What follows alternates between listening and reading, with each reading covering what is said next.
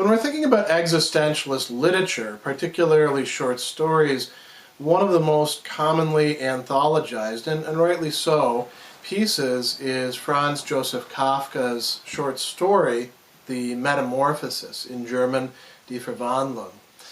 And why is this piece so absolutely central? Why is this, when people have read Kafka and only read a little bit, why is this usually the one piece that they've encountered?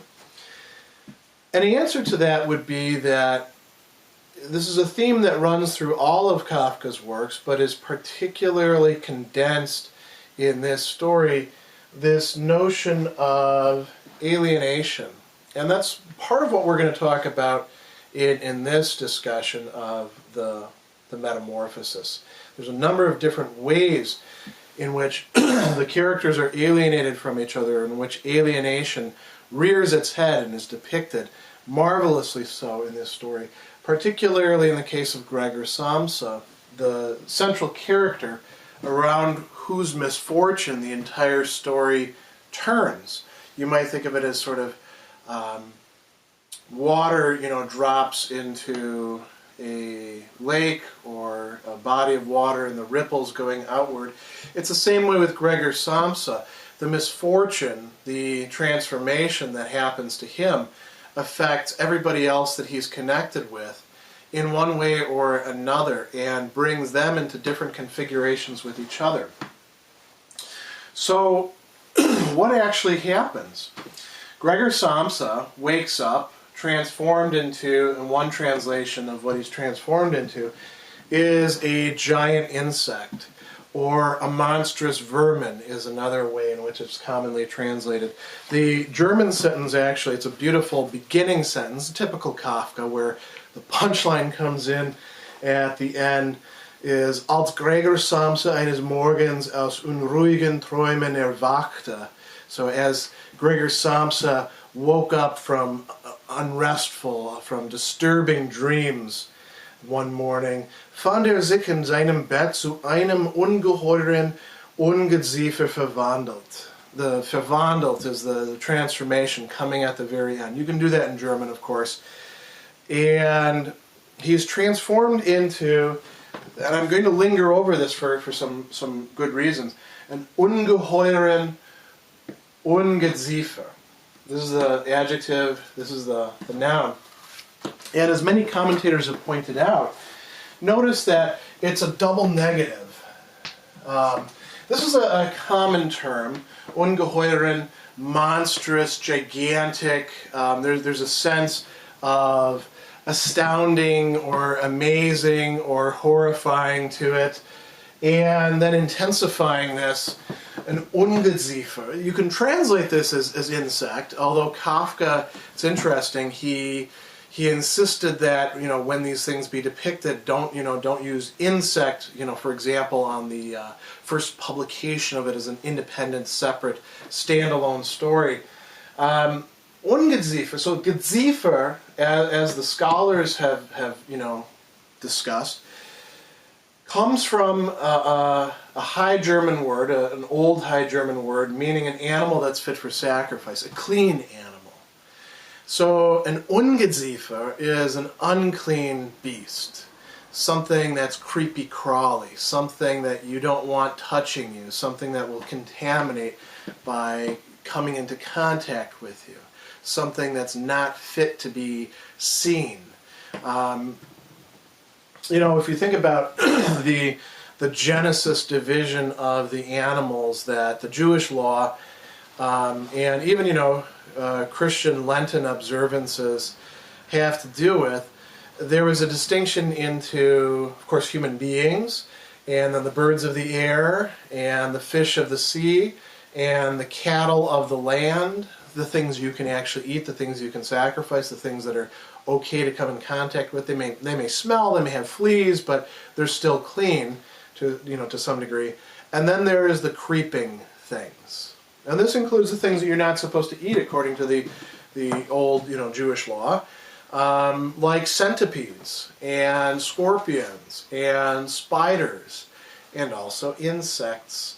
Although there were, of course, locusts that could be eaten. But he's a beetle. He's a gigantic thing with legs and antennas and a carapace. And we find this out as the story proceeds. We learn more and more about the kind of beastie that he turns out to be. This gets called the Bug Story by Kafka and by his friends. And he starts writing it in 1912. He originally plans to knock it out. He's writing as well as he can, and he's discussing this with his at that time fiance. As it turns out, he's not able to just get it done immediately. It takes him a while to finish. By the end of 1912, he is reading the first part of it to some of his friends who are saying, "This is great stuff." They're fascinated by it, and if once we go through the plot, you'll see why. He finally brings it off, and people are interested in publishing this, but then World War I arrives, and the original place where he was talking about publishing it, it doesn't work out that way. So it ends up getting published in the journal Die Weißen Blätter, which literally means the white pages, or the clean pages, or something like that. So you've got a disgusting bug being published in the white sheets.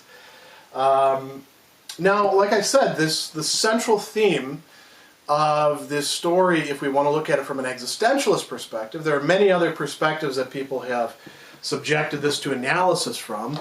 As a matter of fact, this may be, along with, say, Heart of Darkness and a few other stories, one of the most commonly analyzed modern short stories, and it's been analyzed from all sorts of different angles. But we're going to look at it in terms of existentialist themes. And so the central theme here is alienation. Why is this important? Well, because he's alienated from himself, his own body, as it's going to turn out, from his species. He ends up being alienated from his family. And like I put here, alienation is becoming, or is it really becoming aware of the fact that it's already been there from the beginning, becoming other, becoming different. Things turning out to be not as one had expected, not as one had been at home with, not as one thought had clean lines and clean contours. He's alienated from his family. He's alienated in many ways from the society that he lives within as well. And all of these are crystallized in the plot, the characters, particularly the experiences of Gregor Samsa, but also, like I said, reverberating through his family, sort of like shock waves.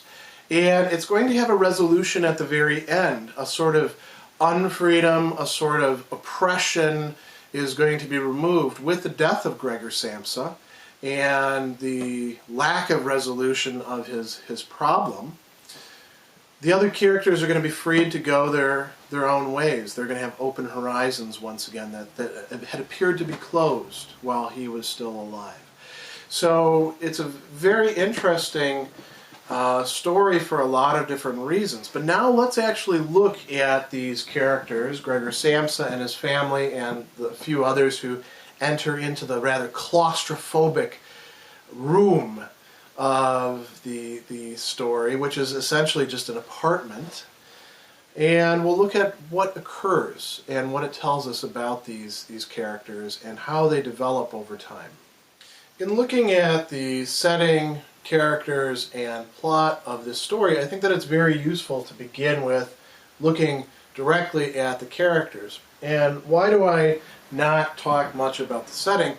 The setting is actually very straightforward. It all occurs within, with the very exception of the end itself, after Gregor Samsa has died, it all occurs within the rooms of their apartment, primarily within Gregor's room, and then, secondarily within the living room.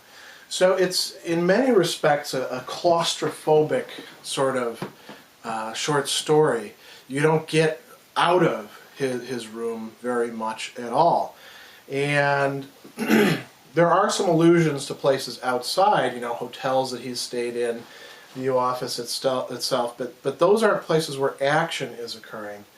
Now you notice that I've got these boxes drawn in there, and the reason I have is because what we're talking about here is the people who are in the household, the people who are residing in the apartment. And the core of them is the Samsa family, the father who is retired, the mother who is likewise, more or less retired at the beginning, Gregor, who is the sole bread earner. He's a commercial traveler at the beginning of this, and then he's going to undergo this transformation before the story actually starts.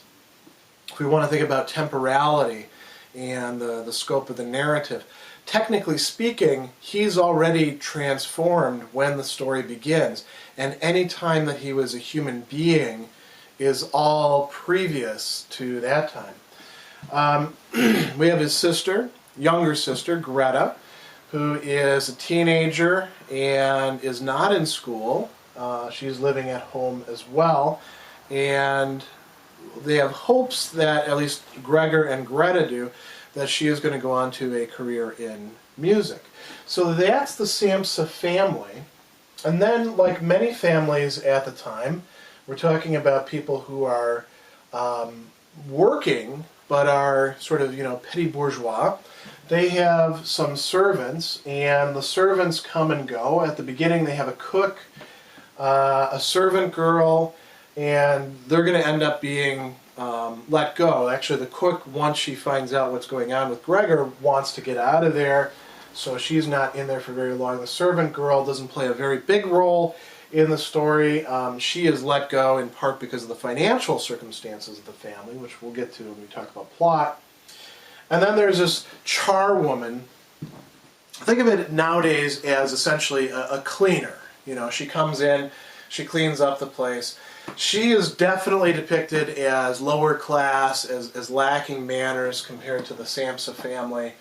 And she is only there at the very end, and she's dismissed, or at least they have plans to dismiss her, once Gregor dies.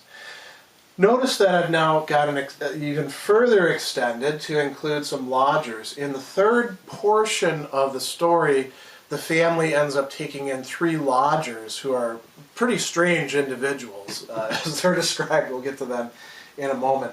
I have one other character plotted out here, and that's the chief clerk of Gregor Samsa's office. Not the office that he owns, the office that he works to and reports to. So what is the connections, what are the relations between all of these people? If we want to look at it in terms of concentric circles, for Gregor, the chief clerk and everybody in the office is important, but that kind of recedes once we get past the first part. There's the crisis, and then it turns out he's not going to be able to go back to the office, even though he dreams of it every once in a while. And from that point on, everything happens within the confines of the family, the household, the apartment, and these people who are involved with it. The lodgers and the charwoman, I suppose you could also say the cook, the servant girl, also represent the outside world as opposed to the family coming in. But what this shows you, or what it depicts, is that families are not these atomistic, totally closed off, monadic bunches that just keep to themselves and have no connections with the outside world. There's constant coming and going. Particularly since the father and mother and Greta, once Gregor is no longer able to earn a living, now have to go out into the world and start earning a living themselves. So let's talk about each of these characters briefly in turn. We'll talk about more traits of them as we look at the plots and the goings-on in each of the 3 sections of the story. But let's begin with Gregor. So Gregor is a young man who has a commercial traveler's job. He's taken that, even though he doesn't like it particularly, because the family had a business at one time, so they were, what we'd call bourgeois or petty bourgeois, and the business went bankrupt. They went into debt, and he is working in part to pay off that debt that his father, or the entire family, owed as a result. So he's not a naturally ambitious man, always hatching ideas about how I can get ahead in the world or anything like that. But he's not unambitious either. When there's a chance for him to get better work, he steps up. He takes the commercial traveler job. He doesn't take advantage of some of the perks that job could have. He's not going out at night. When he's in the hotels, he's just sort of staying there, writing letters to the family, doing his work, going out and meeting with people the way that he's supposed to. He's going to be transformed into a very different kind of person, if indeed he should be still understood as a person. That's probably one of the central questions of the story. Is Gregor Samsa still a person? And if so, to what degree or in what ways? Because these other characters are going to have different positions on that in relation to Gregor. Greta, who's doing the most taking care of him, is going to at a certain point say, that's not actually Gregor anymore. And the father will go along with that. The father, he more sees this as, what's wrong with you, son? Why are you doing this? And he's hostile to him. The mother sees this as a catastrophe and just sort of feels weighed down by it and does want to hold out hope that her son one day will be restored to her from this monstrous, disgusting vermin beetle that he's been turned into. Now let's talk about each of these, and we'll come back to Gregor as sort of a separate character as the beetle. Let's look at Greta. Greta is his younger sister, and she, like the other members of the family at the very beginning, seemed to sort of take Gregor for granted. Gregor has the intention of, even though it's going to cost a lot of money, setting aside some income of his to send her to the conservatory, which would allow her to have an independent existence, to become a musician, which would allow her a lot of opportunities. She has some talent. She has some measure of ambition once she actually has to, but at the beginning she's a rather passive character. Once Gregor has his transformation, she actually does a sort of taking charge within the household. She's the one who feeds him. At first it seems sort of out of pity, but then it seems she likes to actually be in charge of things. She likes to be thinking about things. She's the one who suggests moving the furniture out of his room so that he can crawl around more easily, a move that the mother is uncomfortable with. Let's talk now about his mother. So his mother and the father are old at the beginning of the story. She also has asthma. She's not in particularly good health. She's a little bit, we might say, hysterical when it comes to these crisis situations. We see her, for example, when Gregor first comes out into the living room as the monstrous vermin. The father actually tries to fight him back. The mother goes to the window and is, just engaged in hysterics, trying to get some fresh air and unable to look at things. Even though she recognizes Gregor as still, in some sense, her son, when he comes out of hiding in his own room, she's not able to handle that. So, at the same time, she is the person who will, do all the household work once the servants are gone, except for, the charwoman who's doing some of the heavy cleaning. Greta, of course, is doing the cleaning in Gregor's room as the story proceeds.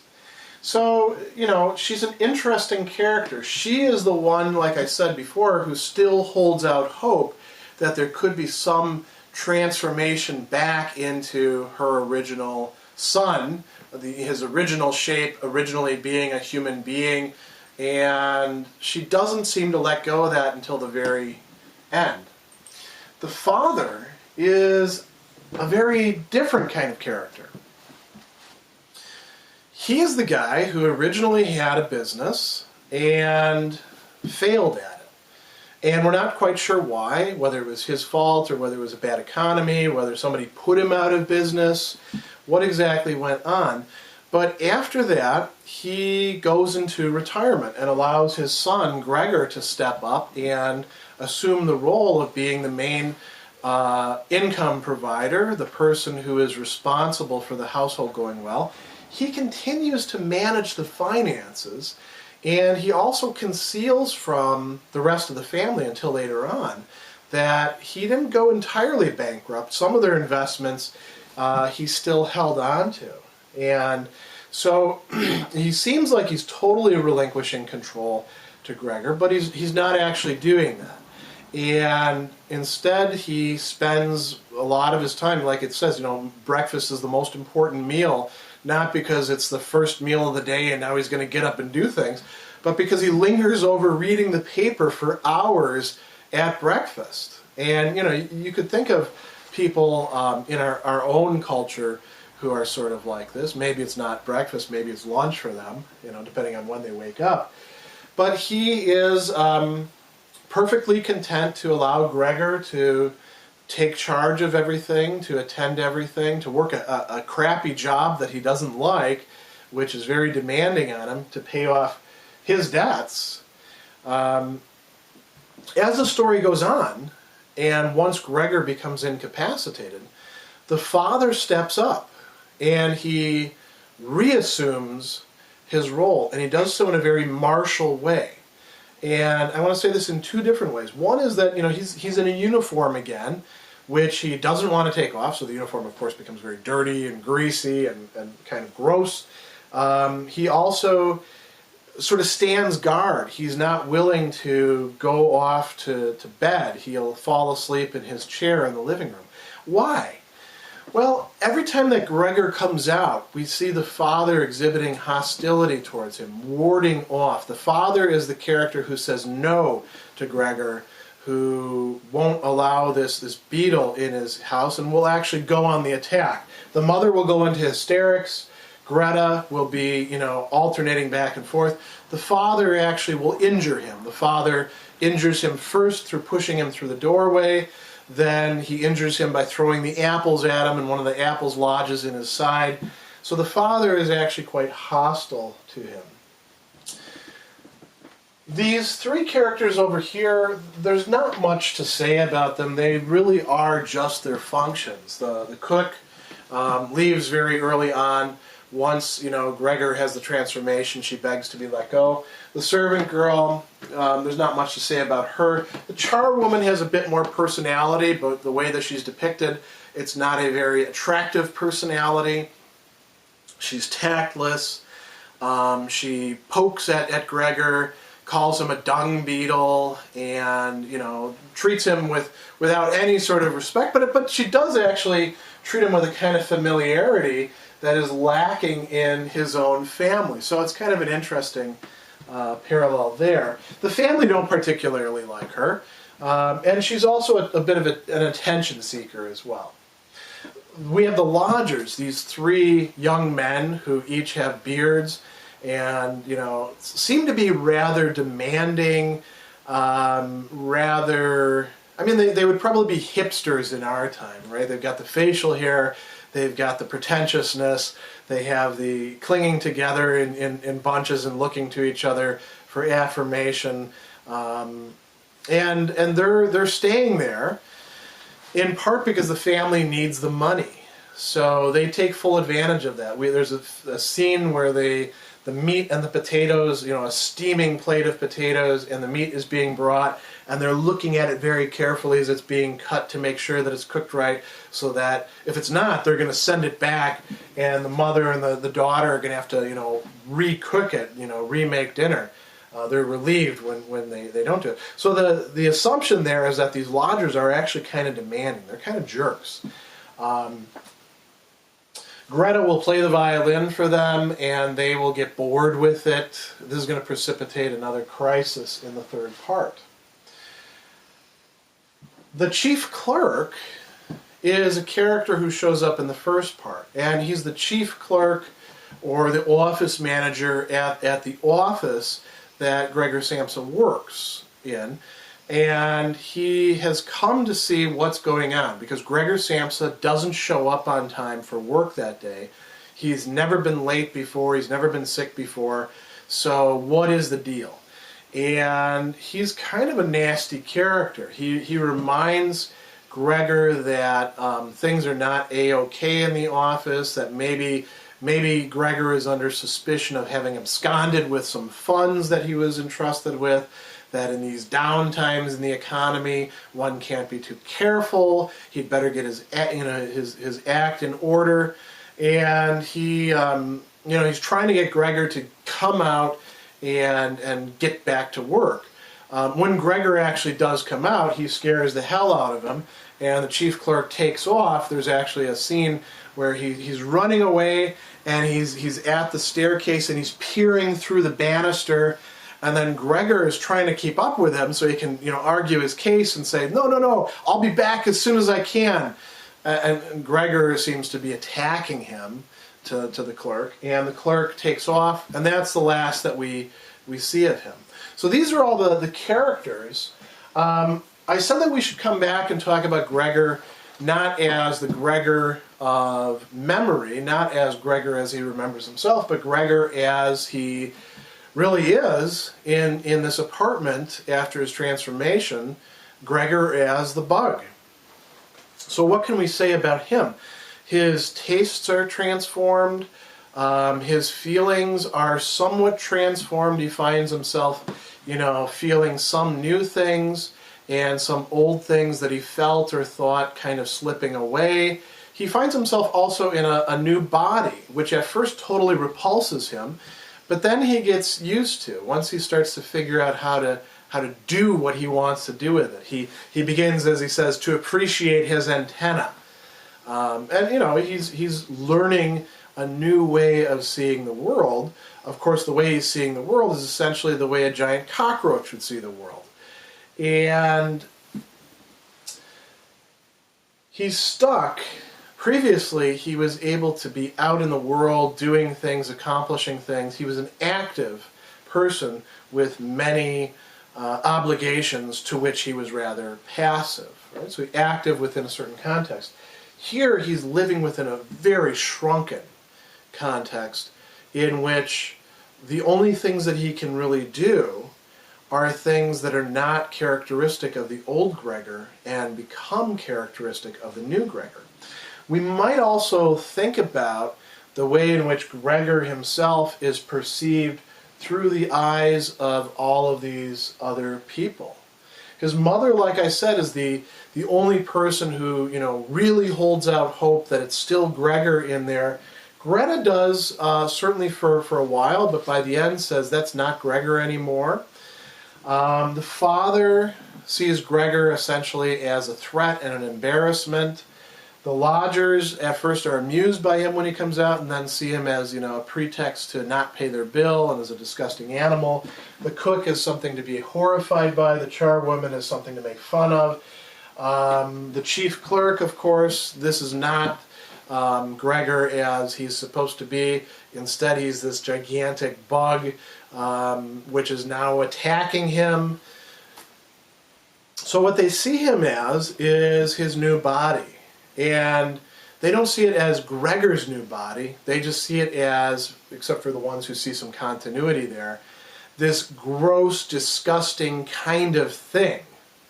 It's a different species. It's a different sort of being than a human being. So that's the characters. Now what we should do is look at each of the three parts of the story and what's happening in those. We're talking about here not just plot, but also the elements of thought and character development and what they reveal to us. At the beginning of the first part of the Metamorphosis, Gregor Samsa finds himself waking up transformed into a monstrous bug, a vermin, a giant beetle of some sort. And it goes into some description about him being on his back, which was unfortunately a bad way to sleep if you're going to be transformed into something that has a hard time getting itself back up again. He goes through a lot of maneuvers trying to actually get himself out of his bed, and he sees these little legs wiggling around, and all of this is an expression of, like I said, alienation, an alienation of himself from his body. But he doesn't realize how bad things are until the very end of the first part. As a matter of fact, you could say that the first part is characterized by something really strange happening, and Gregor Samsa trying to react as if this could be somehow salvaged. Nobody else, once they realize the situation that they're in, thinks that this is going to be anything other than a catastrophe. But Gregor Samsa is desperate because of, the sort of life that he's been living and the concerns that he has, to keep things from getting worse and worse and worse. He's trying to figure out how to fix this. So he wakes up. He's turned into a bug, and now he's got to figure out what he's going to do.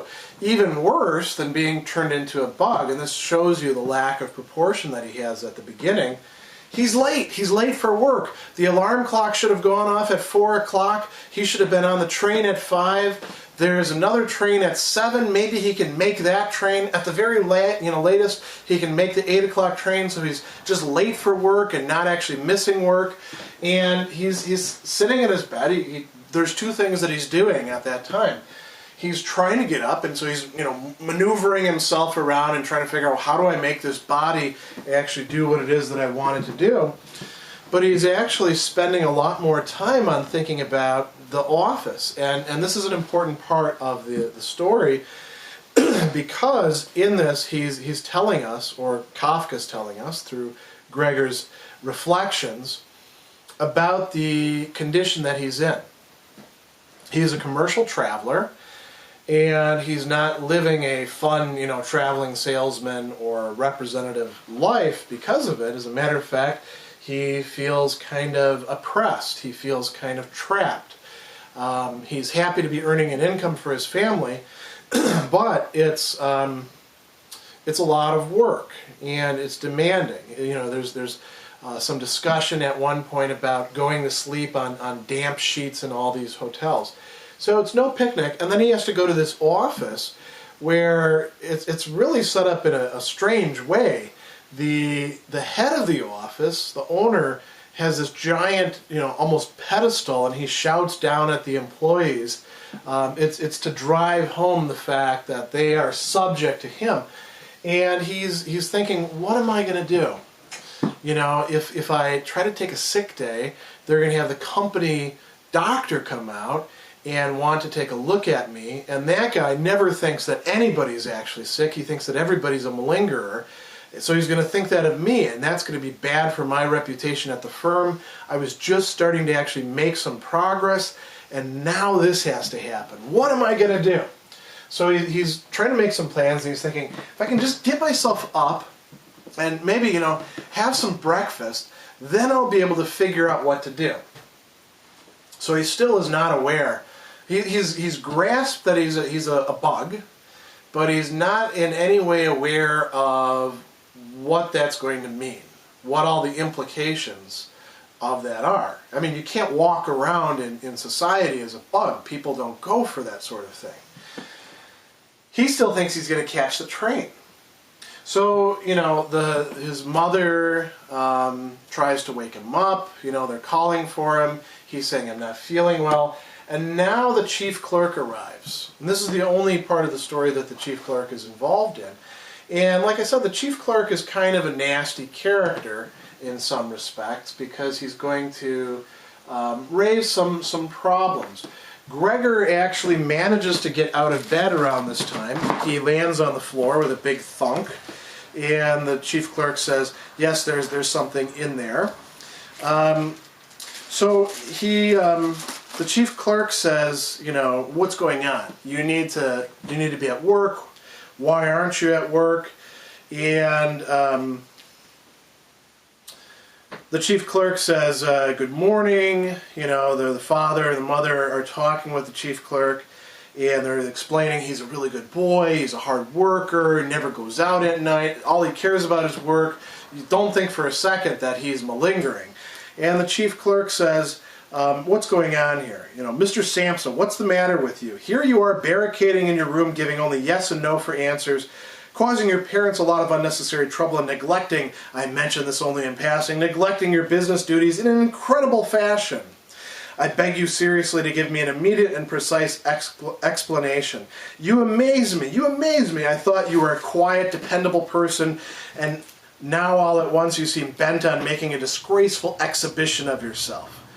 So Gregor tries to communicate with him, and Gregor says, no, I'm going to be right out. I've just been sick, momentary lapse. I was feeling a little bit sick yesterday, but I thought I'd get over it. Don't worry about this at all. All of this will be just fine. And like he says, while all this was tumbling out pell-mell and Gregor hardly knew what he was saying, he was getting himself to the door. Now, the chief clerk says, did you understand any of that? And what we find out is that not only has Gregor's body transformed, his voice has transformed, and it's not transformed so that it's like a bug, speaking human language. None of it is comprehensible anymore. Gregor can hear himself talking, but nobody else can make any sense of what he's saying. So now people are starting to get really worried. And the mother says maybe he's really ill. They start sending for the doctor. Gregor realizes if he's going to salvage this situation, and once again, it shows that he doesn't realize how bad it is, he has got to get out of the room. He's got to unlock the door.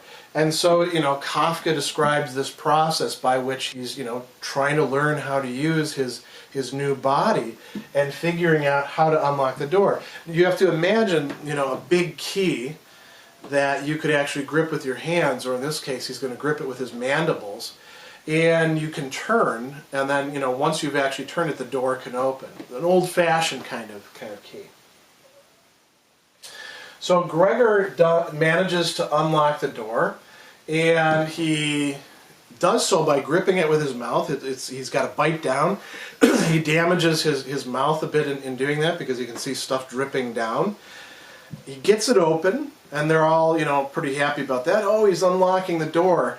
And he opens it, and he steps into the door frame, and now he begins explaining himself again, as if he doesn't understand that, they can't understand his language. So he says, I'll put my clothes on at once, pick up my samples, and start off. Will you only let me go? You see, sir, I'm not obstinate and willing to work. Traveling is a hard life, but I couldn't live without it. Where are you going, sir? To the office? Yes. Will you give a true account of all this? Oh, one can be temporarily incapacitated, but that's just the moment for remembering former service. So he's going on and on and on with this patter. Meanwhile, nobody can understand what he's talking about. All they see is slouching in the door frame, an enormous bug, and they're wondering where the hell Gregor Samsa has gone, and it's making some things with its mouth parts, its mandibles. Everybody recoils in horror. The chief clerk tries to take off. Gregor, he's still thinking in terms of the business world and how he's going to fix this, and he says, oh, I better go after this guy. I can't let him get away. I've got to, get across the situation to him. So he's actually making it worse, because as the chief clerk is taking off, he's pursuing the chief clerk, and now the chief clerk thinks this monster is after him. And he looks, through the, like I said, through the banister for a second, and Gregor leaps at him, which is guaranteed to cause all sorts of trouble. The chief clerk just takes off. And the mother, meanwhile, is going into hysterics. It describes her as, she knocks over the coffee pot. She says, help, for God's sake, help. She backs away, she bumps into the coffee pot. Gregor is trying to talk to her, and he sees the coffee spilling and snaps his jaws at it again, scaring the family some more. She goes to the window and leans out of it with her face in her hands. And meanwhile, Gregor's father picks up some implements, an umbrella and a newspaper, and starts, shooing him back. Gregor's father now is becoming an active figure. He sees this bug, and he's trying to get it to go away from the people.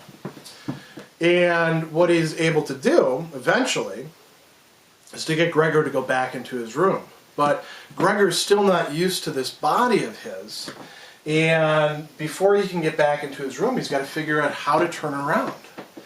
And his father seems pretty upset, so he's a little bit worried that when he turns around, his father might, try to stab him or something like that. But he manages to get turned around, and he gets into the door, and then what happens? He's stuck. So he feels his father push on him, like it says. He was stuck fast. One side of his body rose up. He was tilted at an angle in the doorway. His flank was quite bruised. Horrid blotches stained the white door, so he was getting the apartment disgusting. And left to himself, he could not have moved at all. His father gave him a strong push, which was literally a deliverance. And he flew far into the room, bleeding freely. The door is slammed behind him, and now he remains there in the silence. So what's happened in part one? Gregor has transformed, and he's tried to make sense out of his transformation. He thinks that it's not that big of a deal, and he's finding out by the reactions of everybody else, as well as, the situation that he's in where his body won't do what it is that he wants it to do. He's finding out that, no, this really is a catastrophe. This is a big deal. This is not something that I can fix by calling in sick or showing up to work and doing a half day. So where are things going to go from here? Now the family's going to have to figure out what to do about this terrible situation. Part 2 of the Metamorphosis picks up where the story has left off, with Gregor being forced back into his room and falling into a sleep, and proceeds all the way to another exit of the room and another being forced back into the room by his father. Now Gregor is aware that this situation is not going to be one which there's some workaround for, which can be salvaged. He is not going to be able to hold on to his job, and he's going to have to figure out what to do for the meantime, because he might be like this the rest of his life. He may, in fact, be a bug. As that's going to turn out, that will be the case. He falls asleep after being pushed through the door frame and being injured in the process. When he wakes up, he feels like his entire side is one big scar. Then his sister begins this process of trying to come to terms with him, and much of this early part of the second part is his engagement with his sister, punctuated by engagements with his mother and father. So the sister brings him milk, which is something that she knows that Gregor, at least the old Gregor, liked particularly, and he smells it and he comes out to drink it.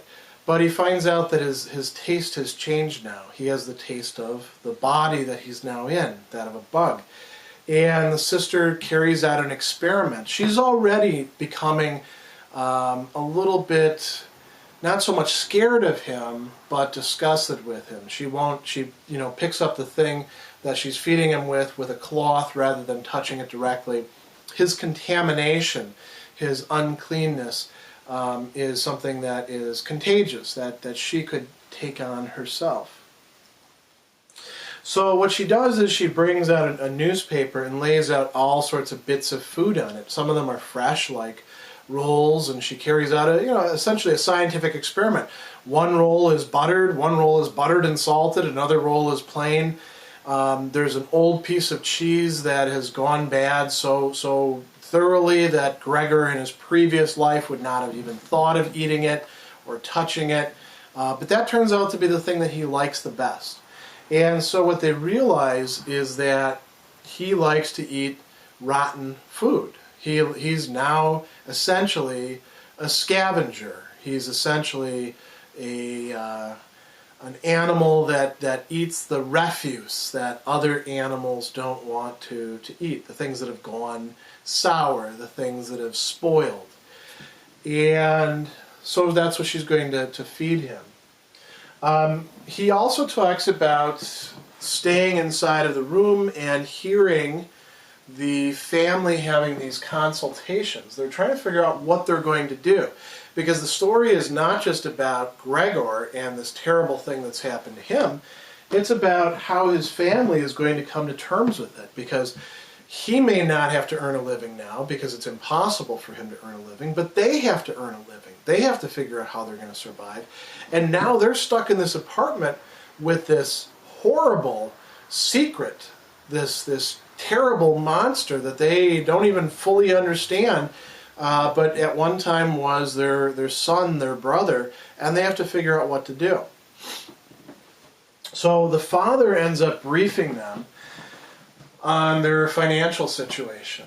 And as it turns out, when he went bankrupt, he actually didn't go completely bankrupt. He was able to hold on to some of the investments that he had, and he had just been putting the dividends back into the investments. So he had a good sum of capital, as it puts it, in this. He has a nest egg, we would call it today.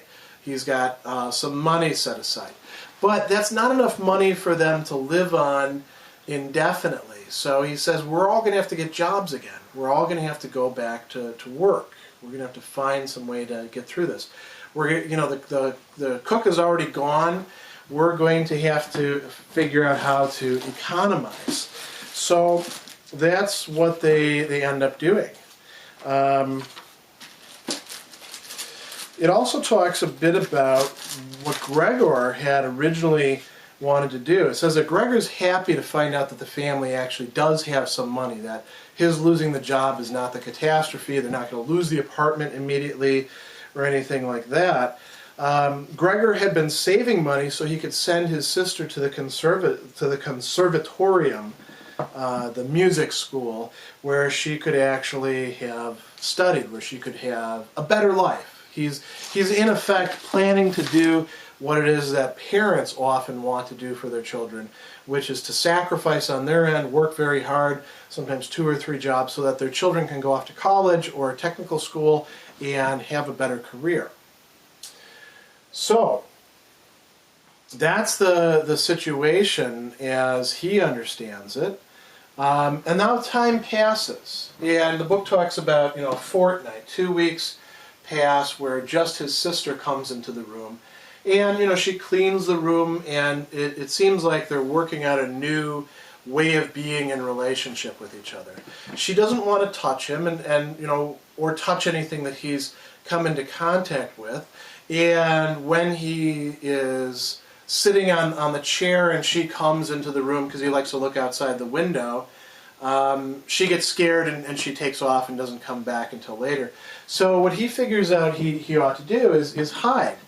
He has a sofa in his room, so he finds a way to drape a sheet over it, and when he knows that she's coming to the room, he goes underneath and he just peeks out, lifting up one end of it.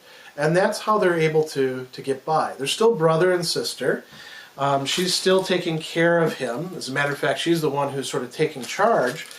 But there's no real contact, and they're not communicating with each other. He's attempting to communicate with little gestures, but she's not able to interpret that. On the other hand, she does notice that he likes crawling around the ceilings and the walls, and this is him using his new body, and she thinks to herself, it would be a lot easier for him to do this if there wasn't so much clutter in this room. There's all this furniture. Let's take this stuff and move it out.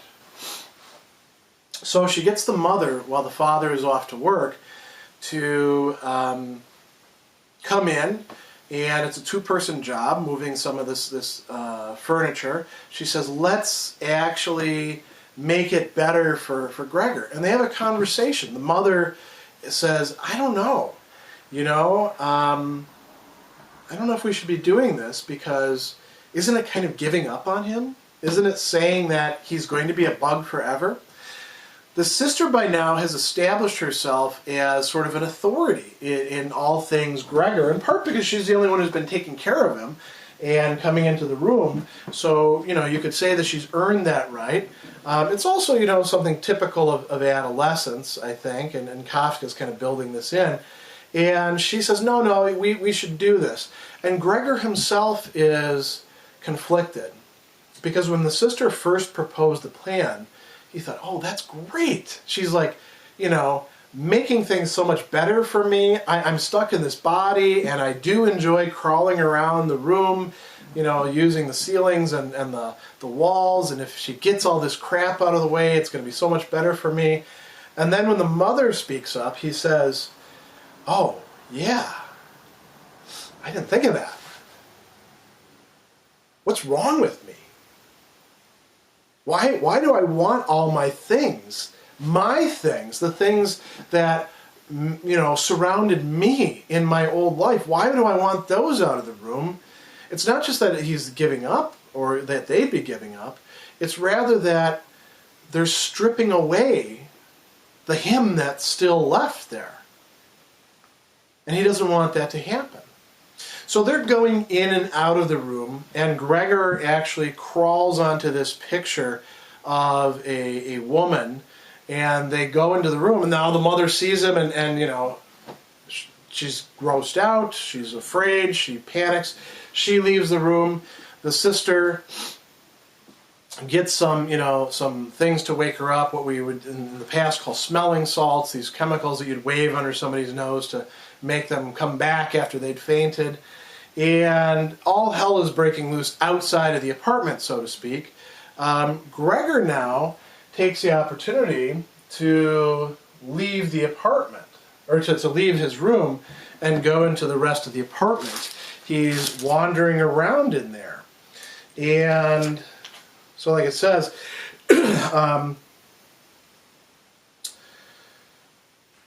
here we go. He gets sprayed by some caustic liquid. He began to crawl to and fro over everything, walls, furniture, and ceiling. Falls down in the middle of the big table in the room, and a little while elapsed, and he's laying there feebly. All around was quiet. Then the doorbell rings, and who is it? It's the father coming home, and Greta says to him, Gregor's escaped. He's in the apartment. So the father comes into the apartment, and now he seems to be a very different kind of person than he was at the beginning. As, Kafka describes Gregor's impressions, we see him in a uniform, and he's lifting his feet very high, and it turns out that he's got these big, clodhopper boots on, and there's a worry that he might actually try to step on Gregor. He might try to crush him. Gregor realizes, there's a wonderful line in here where he says that he realized that from the beginning of his new life, his father could only conceive of dealing with him in the most severe way possible. And his father wants to get him back into the room. So Gregor now is trying to figure out, how do I get myself back in there? And he's running around, scurrying around. He's actually trying to be a good guy and not crawl on the ceiling, not crawl on the furniture, so as not to tick his father off even more. But that means that he has to scurry around on the floor, and he starts getting short in breath. He starts getting a little confused about where he is. Then he starts feeling, things hitting him. He turns around, his father has apples, little apples probably think about this big, not crab apples, but not full-size apples, and he's throwing them at his son to try to drive him away. He's actually got a whole pocket full of them, and some of them are just bouncing off of them, but then one of them hits him and actually injures him. It sticks into him. His father scores a direct hit. And what happens after that? He's trying to get himself back into the apartment. He feels this terrible pain. He says he felt as if nailed on the spot and flattened himself out in a complete derangement of his senses. With his last conscious look, he saw the door of his room being torn open and his mother rushing out ahead of his screaming sister. saw the mother rushing towards the father, leaving one after the other behind her on the floor, loosened petticoats, stumbling after her petticoats straight to her father and embracing him in complete union with him. But here Gregor's sight began to fail. And the mother is actually begging the father for the son's life. She's all deranged, her clothes are falling all over the place. The father is this, stern, martial figure. The mother is interceding. Gregor has been injured. He's inside, and now he's losing his vision. He himself, his mother fainted earlier. Now he's going into a faint himself, and that's the last thing that he sees in part 2. The story does come to a climax in Gregor's third emergence from the room and the chaos that results from that. But then he dies, and the epilogue of the story is actually quite different from the rest of it in tone. It's cheerful, it's hopeful. Things have turned around, but they've turned around because of the passing of Gregor. I think one of the contrasts, and I'm going to sort of skip ahead in the story a little bit, is between where the family was before and where they are at the very end of the story. So they talk about not being able to move Gregor, although they could. He says it would be quite possible for them to just gotten a big box and put some holes in it, and they could move him to wherever. What really kept them from moving into another flat was rather their own complete hopelessness and the belief that they had been singled out for a misfortune such as had never happened to any of their relations or acquaintances. They felt that they were under a particularly grievous curse, something that didn't make any sense, under which they could just labor and suffer and try to get by as best as they could. That's part of what's removed in the end after they realize that Gregor is dead. The charwoman is the one who actually points it out to them, and she disposes of the body. So how do things get to this terrible point like that? Well, they come up with a new modus vivendi, a new way of living that is appropriate to their circumstances. They can't leave the apartment because of this sense of hopelessness. They're stuck there with him, and you might say that in certain respects the entire apartment revolves around Gregor, who used to be the bread earner and now is sort of this black hole sucking in all of the energy, causing trouble for everybody. What else does this include? Everybody has to go to work. The father has already been working at the bank. The mother's already taking in laundry. Now everybody has to go to work. And they all do sort of menial jobs, like it says. They fulfill to the uttermost all the world demands of poor people. The father fetched breakfast for the small clerks at the bank. The mother devoted her energy to making underwear for strangers. The sister trotted to and fro behind the counter at the behest of strangers. But more than that, they had not the strength to do. They're living a life that is wearing them down. The father comes home from work and sits in his chair just to gather his wits and his energy for a moment and then falls asleep.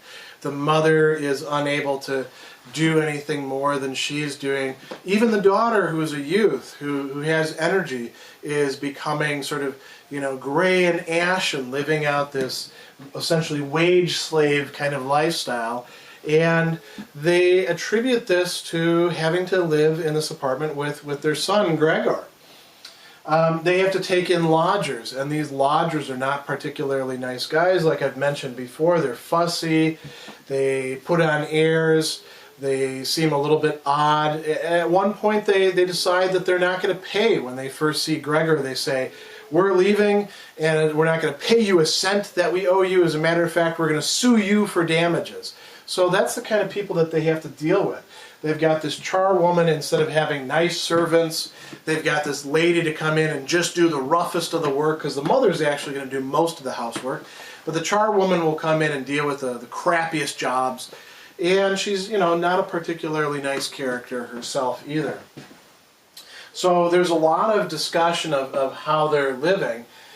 They're also having to sell off some of their items, sell off some of, as they call them, ornaments that they used to wear on special occasions. There are no more special occasions for this family. It's just day in, day out, working for other people, living for other people, not living on their own, living for themselves, and doing the best that they can to support each other while Gregor is off on his own in the bedroom.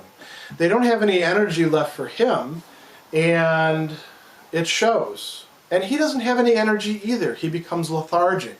He doesn't have an appetite. He's not interested in consuming anything. He just kind of lays in the room, which gets worse and worse and worse. How does it get worse? The charwoman takes the things that they don't need once the lodgers come in and throws them into the room. So previously, while the sister had been interested in making this, if he's got to live in this room, let's make it a nice space for him. Now it's become, just a, dusty, dirty, filthy, waste-encrusted, jam-packed room full of stuff. And the worst thing is that Gregor really doesn't care anymore. He's become more or less content or adapted to it. So on the inside, Gregor is slowly wasting away. On the outside, the family is working their fingers to the bone and also wasting away. There's really no communication between them anymore. Greta comes in and just does the most cursory of cleanings and then eventually stops doing even that. Meanwhile, they do leave the door open, so Gregor is able to see what's going on in the family. That's an important part of the story, otherwise we wouldn't know very much. And things come to a climax or a crisis. How does that happen? So there's this description of a dinner where the mother and the sister bring out the food for the lodgers. They look it over. They're okay with the meat. And the sister goes off and she's playing the violin, which is her instrument that she'd been training with before anyway. And the lodgers say, why doesn't she come in here in the living room and play? It would be much more convenient for her. And at first they think that they're getting something good, but she's not that talented, in part because she hasn't had the chance to develop her talents, develop her abilities. She's just playing on her own. And they start to become kind of bored with it. But Gregor has a completely different reaction. He finds himself invigorated. He finds himself actually caring about what she's doing. He says, Gregor, attracted by the playing, ventured to move forward a little until his head was actually inside the living room. So this is bringing him out of his shell, so to speak. He felt hardly any surprise at his growing lack of consideration for the others. There had been a time when he prided himself on being considerate, and yet on this occasion he had more reason than ever to hide himself. To be sure, no one was aware of him. The family was entirely absorbed in the violin playing.